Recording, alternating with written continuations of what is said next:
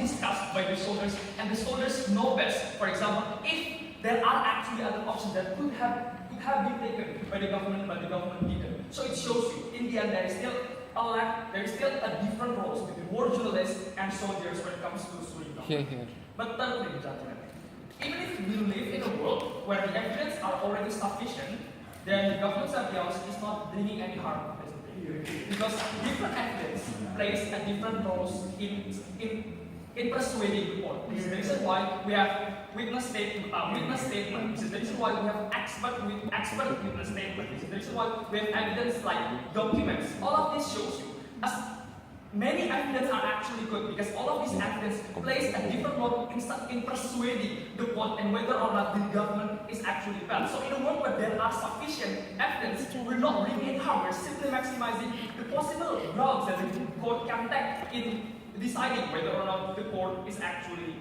whether or not the government or the commander can actually be held guilty. That is the first thing. The status quo is not, regardless of the status quo, our result could still improve.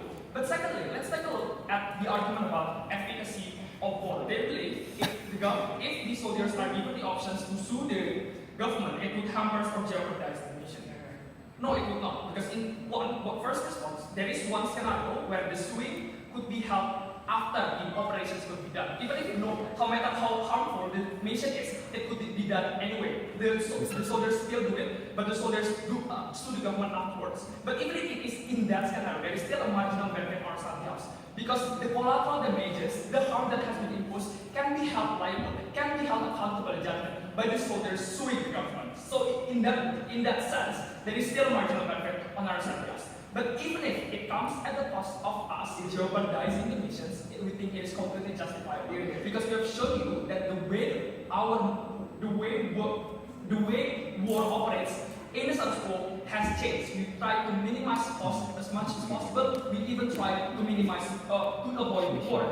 So even if it comes at jeopardizing the missions, we say it's okay because it's completely pointless if we operate or authorize these missions that only causes more harm than good. It is undeniable, and this is the reason why a country like Germany has already conducted a law where the soldiers are allowed to refuse on missions that is, in prospect of violations of human rights, and it's completely doing just fine. That is the second response. But the third response is this: we think it is our proposal that is the military operations, because oftentimes, gentlemen, the reason why it's very hard to authorize the missions, in particular if you are talking about international body, United Nations and Security Council, is because there is a growing skepticism against the way Western they believe that it's not being accountable, it is not being transparent.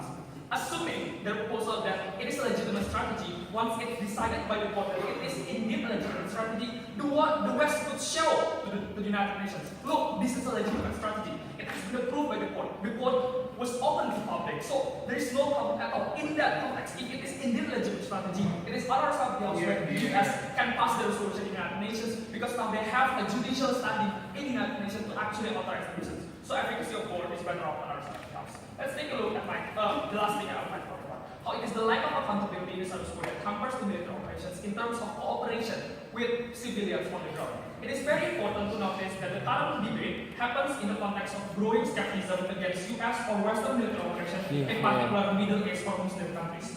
Among many reasons of that skepticism is the belief that military operation conducted by the West has been done in a way that is reckless, uncareful, and causes more harm than good in practice. This skepticism gives birth to the lack of willingness for civilians to cooperate in terms of being translators or informant on the ground. Or even worse, the lack of accountability during the operations becomes the reason population on the ground fight back against the military for personal, exacerbated by ISIS and other insurgencies. Our suing mechanism by the soldier fixes this lack of accountability in two ways. Firstly, there would be an inherent interest by the government or the commander as the representative to be careful, because now the military personnel who knows best about the flaws in the missions can sue them, can show the recklessness, the negligent past of the missions.